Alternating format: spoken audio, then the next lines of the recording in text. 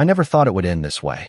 One moment, I was living the dream with the woman I loved. The next, I found myself standing outside my own house, staring at the door she slammed in my face. John Miller, 38, an ordinary man from the suburbs of Chicago, never imagined that his life would take such a sharp turn. He had a stable job as an accountant, a steady routine, and a family that seemed perfect on the surface. But perfection is fragile, and John learned that the hard way. It all started with a fight that escalated beyond repair. Sarah, his wife of 10 years, had grown distant. Her smiles became forced, and the warmth between them turned cold. They fought about everything: the bills, the house, even the small things. But that night, it all exploded. John came home after a long day at work, hoping for a quiet evening. Instead, he walked into a confrontation. Sarah, with cold eyes, declared that she couldn't do it anymore. "I'm done, John. I'm done pretending. You're not the man I married. I want you out." The words hit him like a punch to the gut. For a moment, he thought he misheard her. But no, she was serious. Without warning, she packed his things and shoved him out of the house. No discussion, no second chances, just the door closing behind him. As John stood there on the sidewalk, the weight of it all settled in. He couldn't believe his life was falling apart. He had always worked hard to provide, to make Sarah happy, to keep everything running smoothly. But now, it seemed like none of that mattered. His world crumbled in an instant. But John wasn't the type to lie down and accept defeat. He had learned early in life that when things go wrong, you fight back. And so, he did what he had to do. That night, he sat alone in his car, looking at the phone number on the card his mother had given him years ago. It was an old bank card, the kind his mother had used years ago, now gathering dust in his wallet. He hadn't thought much about it until now, but desperation has a way of making you consider all options. He wasn't sure how much was on it, but he knew it was enough to get his foot back in the door. Little did he know, using that card would send ripples through the financial world, creating a panic at the bank that no one saw coming. And as the bank reacted, John felt a strange sense of power. It was as if, for the first time in years, he wasn't the one being controlled. He was in charge. He couldn't help but smile. Let's see how they handle this. I sat there in my car for a moment, staring at the bank card in my hand, the weight of the decision pressing down on me. I knew what I had to do. There was no turning back now.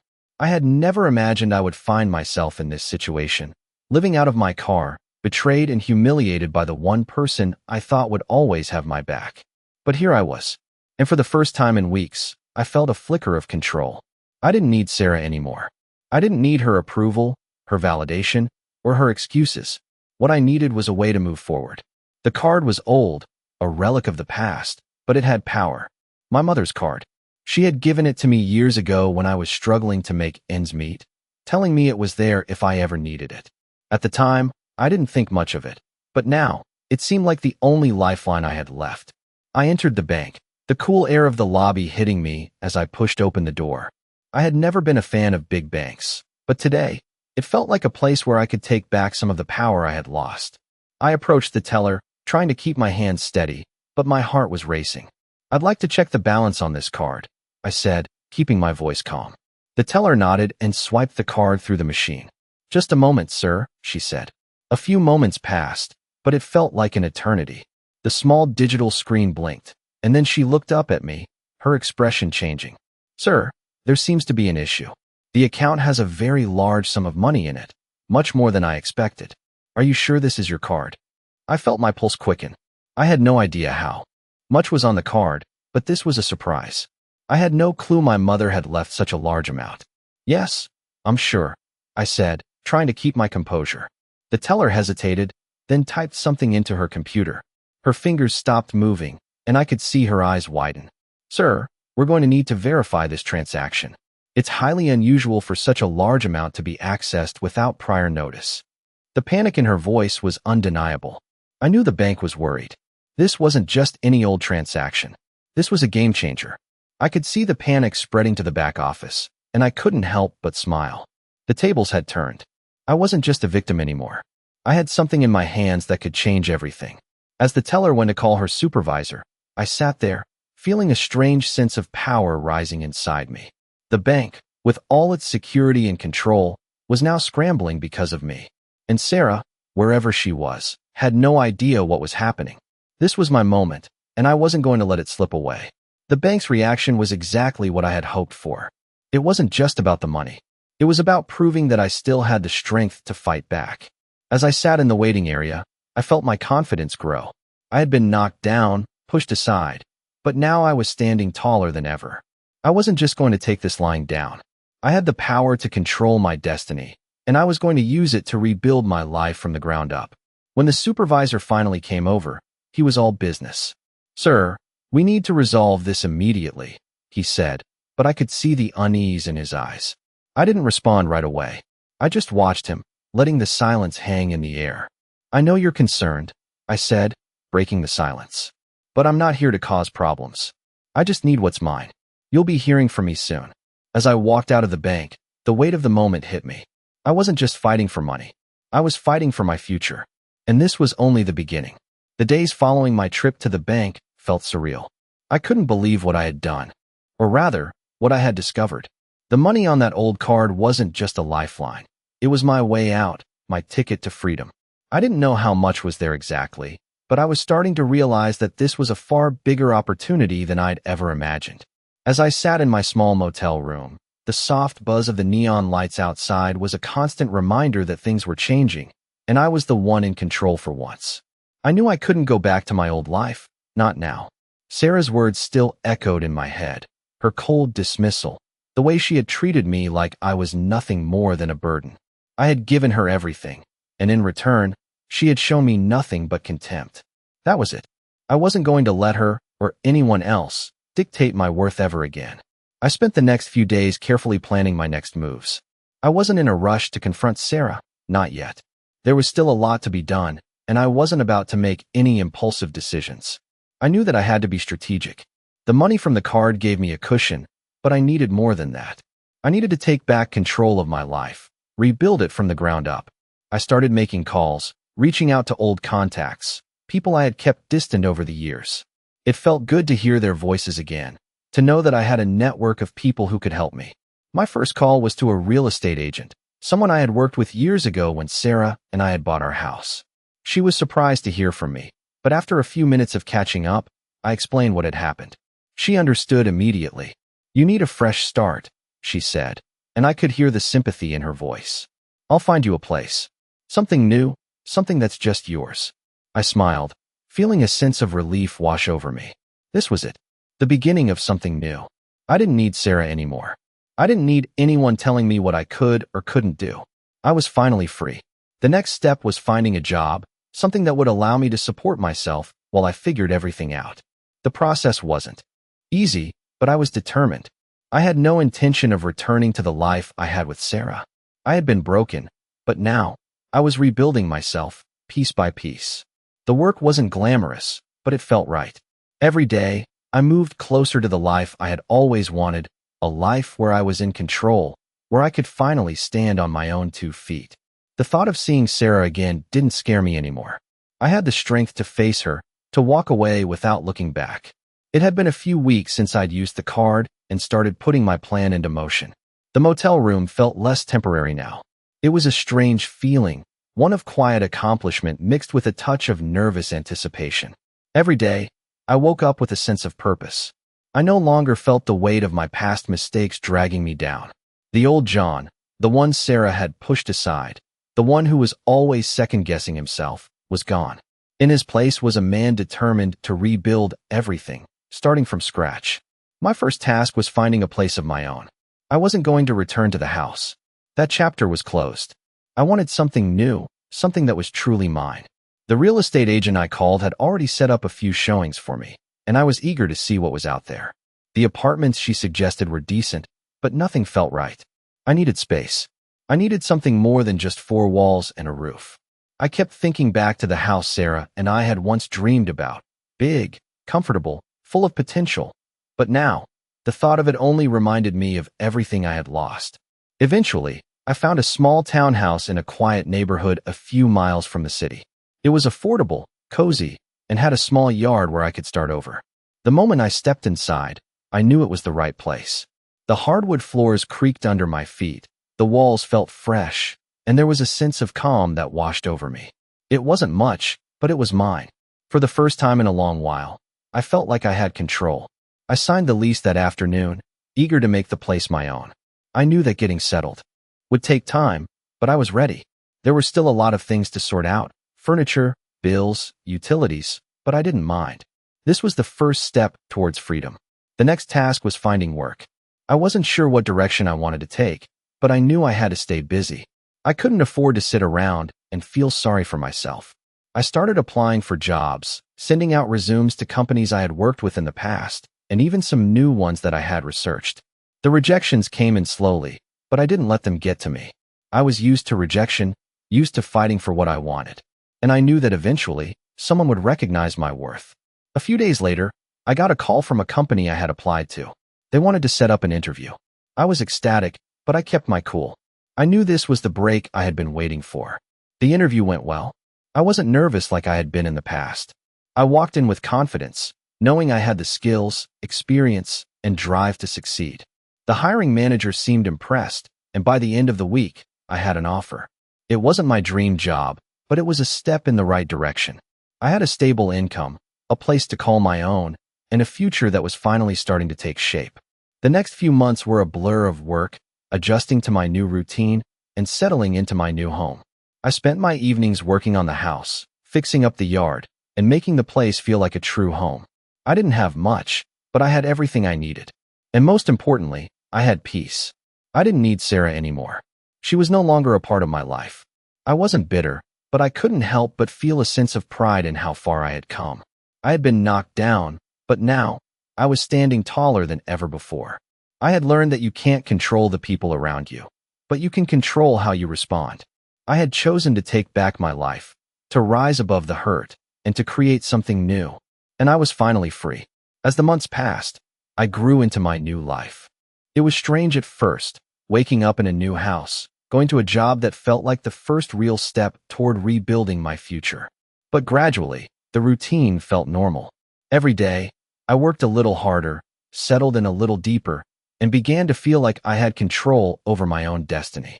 The town was quiet, the neighborhood peaceful, and for the first time in a long while, I wasn't constantly looking over my shoulder, waiting for something to go wrong.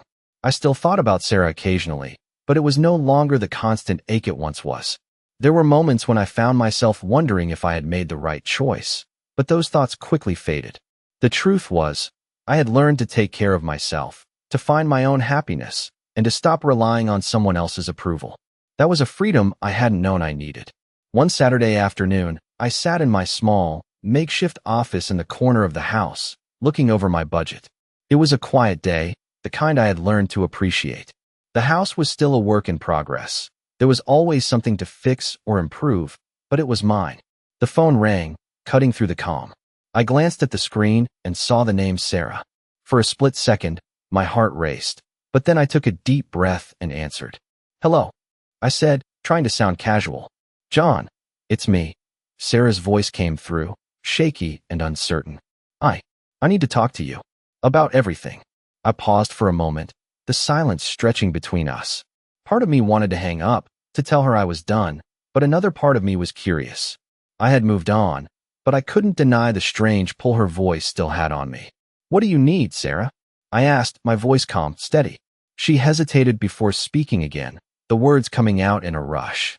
"I've been thinking about everything that happened, and I'm sorry. I was wrong to treat you the way I did.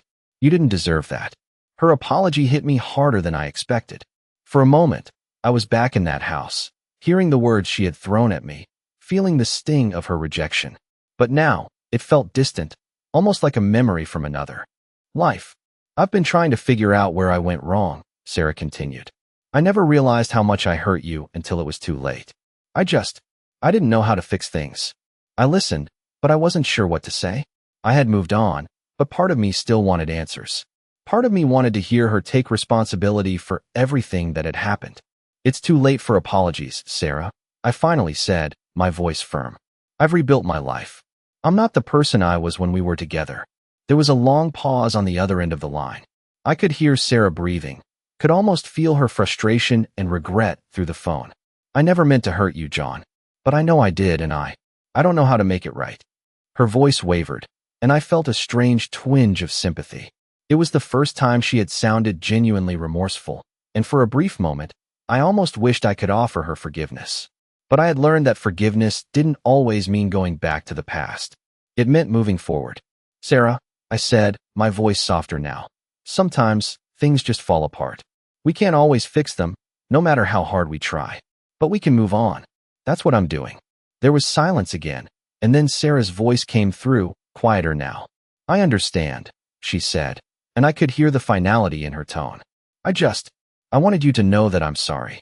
"I know," I replied. "But it's over now. And I'm okay. I'm better than okay."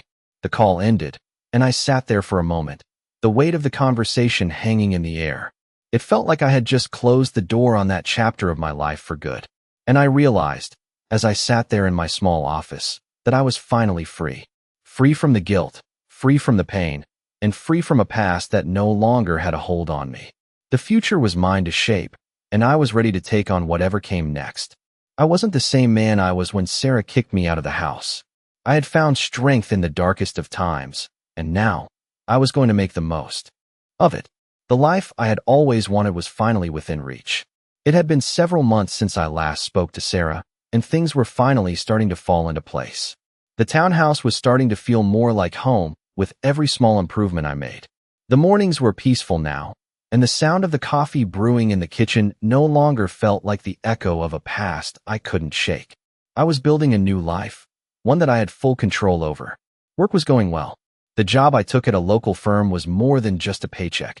It gave me the routine and stability I needed. It wasn't glamorous, but it was enough. I spent my days focusing on work, keeping my head down, and rebuilding my confidence. Every time I stepped into my office, I was reminded that I was capable of more than I had ever thought possible. The house, the job, the routine, they were all pieces of a puzzle I was carefully putting together. One evening, after a long day at work, I sat down with a beer on the back porch, the cool air of the evening surrounding me. I had always loved these moments of quiet reflection. As I stared out at the small garden I had started to plant, a sense of peace settled over me. This was my life now, and it felt right. My phone buzzed, breaking the silence.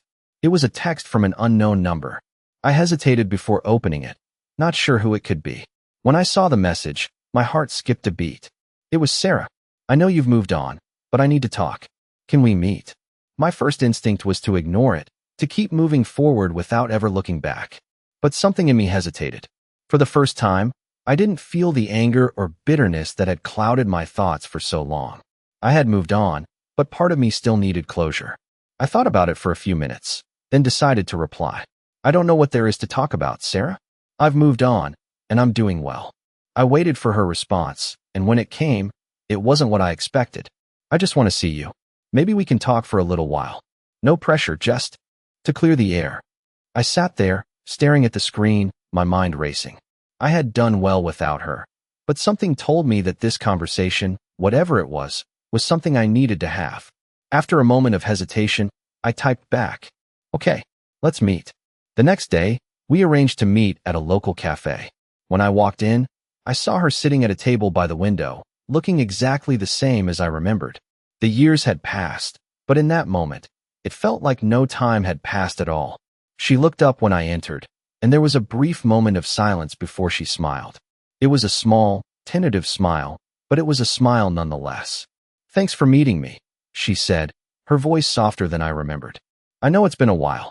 I nodded, unsure of what to say next. This was the woman who had broken me, who had left me with nothing but the clothes on my back. But sitting across from her now, I didn't feel the anger I expected. It had been replaced with something else, something I couldn't quite place. "I'm glad to see you doing well," she continued, her eyes searching mine. "I've heard about the house, the job. I can see you've really turned things around." I took a deep breath. "It's been hard," I admitted, "but I'm finally where I need to be." There was a long pause. I wasn't sure what Sarah expected from me, but I knew what I was expecting from this conversation. I needed to hear her say it, the apology I had waited for. "I'm sorry, John," she said quietly, breaking the silence. "I'm sorry for everything. For how I treated you, for the way I ended things. You didn't deserve any of it." Her words hit me harder than I thought they would. I had heard apologies from her before, but this one felt different. It wasn't just words. It was as if she truly understood the pain she had caused. "I've been a mess," she continued, her eyes filled with regret. "I've made a lot of mistakes, and I've hurt a lot of people. But I don't want to hurt you anymore." I sat there, taking in her words. It felt like a weight had been lifted off my shoulders. For the first time in years, I felt like I could finally breathe. I didn't have to carry the anger or the pain anymore. I had built a life for myself, and now, with her apology, I could let go of the last remnants of the past. "Thank you," I said quietly. I needed to hear that. The conversation continued for a while longer, but it wasn't about reliving the past. It was about acknowledging it and moving on. When we finally stood up to leave, I felt a strange sense of peace. It was over. I had forgiven her, but more importantly, I had forgiven myself. As I walked out of the cafe, I knew I was ready for whatever came next. The past no longer had a hold on me, and I was finally free. The weeks that followed my conversation with Sarah were filled with a sense of calm I hadn't known in years. The weight I had carried for so long, resentment, anger, and the constant feeling of being betrayed, had lifted. It was as though a chapter of my life had ended, and for the first time in a long time, I felt free to write the next one. I focused on work, and the projects I had taken on felt fulfilling. I was proving to myself that I could succeed, not because of anyone else, but because I was finally doing what I wanted. The job wasn't glamorous, but it provided me with everything I needed. I had become a quiet presence in the office, someone reliable, someone who showed up and got things done. It wasn't just the job, though. The townhouse was starting to feel like home. I spent my weekends working on the yard, fixing the small things that needed attention, and making the space truly mine. The small garden was coming along nicely, and every time I watered the plants or trimmed the bushes, it felt like another piece of the old me was being replaced by something new. I was no longer living in the shadow of a past that had been filled with pain. One evening, after a particularly long week at work, I decided to take a break from everything. I went for a walk in the nearby park, the cool evening air offering a sense of peace. The park was quiet, the only sound being the rustling of leaves in the wind. As I walked along the path, I couldn't help but think about everything I had been through. It had been a long road, but I had made it. I had gone from being a man who had lost everything to a man who had found himself again. And as much as I had hated the journey, I couldn't deny that it had shaped me into the person I was now. I was stronger, more confident, and more at peace with who I had become. My thoughts were interrupted by the sound of footsteps behind me. I turned around to see a woman jogging towards me. She smiled as she passed, and I smiled back, feeling a strange sense of warmth spread through me. It had been a long time since I had felt any kind of attraction to someone, and I realized in that moment that I was ready to move on, to let go of the past completely. I didn't need Sarah anymore. I didn't need anyone from my past to define who I was or who I was going to be. The woman didn't stop, and I didn't chase after her, but the encounter was enough to remind me that life was full of possibilities. As I continued my walk, I thought about the future. There was still a lot I wanted to accomplish, things I hadn't even started yet. But for the first time, I wasn't afraid of what lay ahead. I knew that I had the strength to face whatever came my way. I had survived the worst, and now I was ready to embrace the best.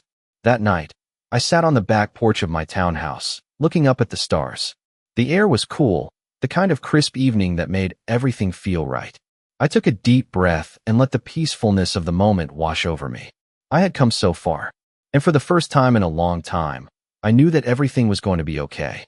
It had been a few months since my conversation with Sarah, and things were finally settling into a rhythm. My new life was starting to take shape, and I felt a sense of pride I hadn't known in a long time.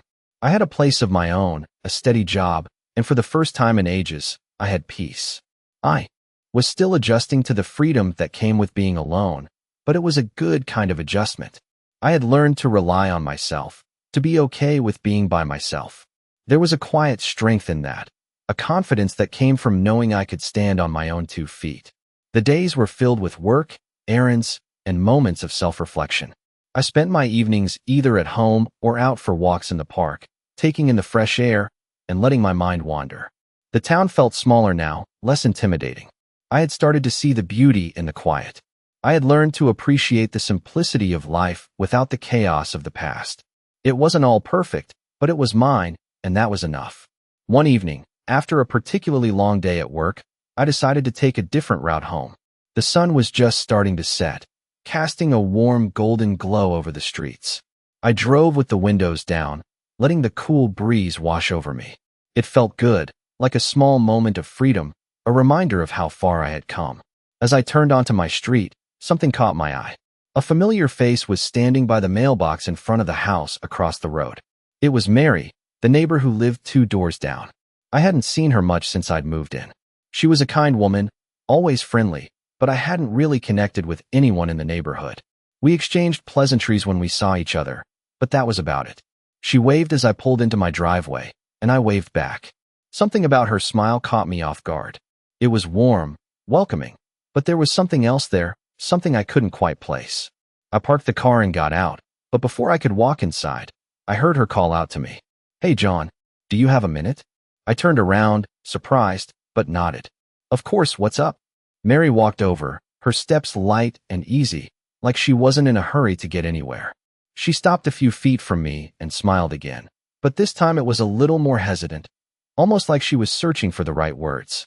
"I just wanted to check in on you," she said, looking me over with a concerned expression. "You've been here for a while now, and I noticed you keep to yourself. Is everything okay?" I was taken aback by her directness. People didn't usually ask those kinds of questions, at least not without some hesitation. But there was something genuine in her eyes, a softness that made me feel like I could trust her. I thought about it for a second before answering. "Yeah, I'm doing well," I said, trying to sound casual. "Just getting settled in, you know?" She nodded, but didn't look convinced. "I know it's not always easy, starting over like that," she said. "But if you ever need someone to talk to, or just want to grab a cup of coffee, I'm here." Her words hit me in a way I didn't expect. I had become so accustomed to being alone, to shutting people out, that I almost forgot how nice it was to have someone reach out. I smiled, feeling a bit of warmth spread through me. "I appreciate that, Mary," I said, my voice softer than usual. "I might take you up on that offer sometime." She smiled, her expression brightening. "Anytime," she said before pausing. "And if you need any help around the house, don't hesitate to ask. I've got a few extra tools lying around, and I'm always happy to lend a hand." "Thanks," I said, feeling a sense of gratitude I hadn't expected. "I might just take you up on that." She waved goodbye and turned to walk back to her house, and I watched her for a moment before heading inside. As I closed the door behind me, I leaned against it, taking a deep breath. It felt strange, this sense of connection I was starting to feel again. I wasn't used to it. I had spent so long shutting myself off from the world, convinced that I was better off alone.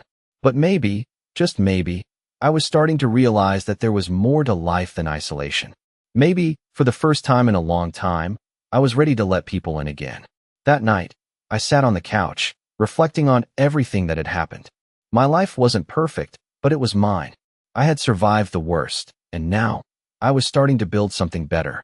And as I looked around the room, I couldn't help but feel a small spark of hope. Maybe this was the beginning of something new. Maybe this time, I wouldn't have to face everything alone. The next few months felt like a steady march forward. Every day, I woke up to a life that was mine.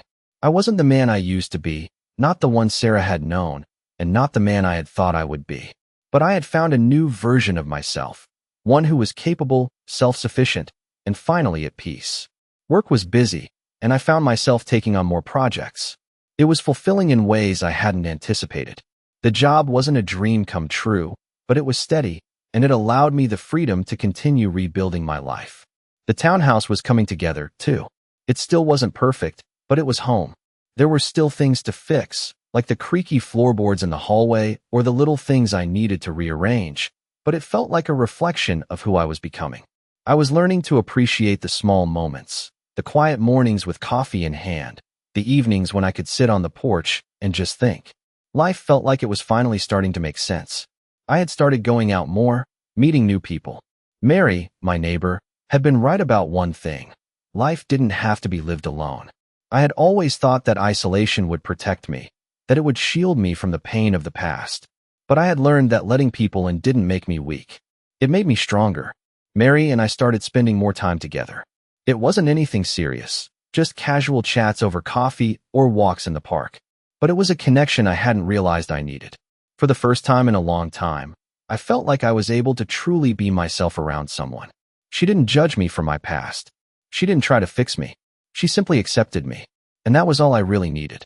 One evening, after a quiet dinner, I found myself sitting on the porch again, just thinking about everything. The stars were out, the night was calm, and for the first time in years, I felt completely at peace. I didn't need to hold on to the past anymore. I had let go of the hurt, the bitterness, and the fear of being alone. I had rebuilt my life piece by piece, and now, I was ready for whatever came next. Sarah had once been a part of my story, but she was no longer the central figure in it. I had learned to let go of the anger I held for so long, and in doing so, I had set myself free. I wasn't defined by what happened in the past anymore. I was defined by what I had built, by the life I had created for myself. And as I sat there on the porch, I realized something important. I was no longer waiting for someone else to make me happy. I had already found happiness on my own.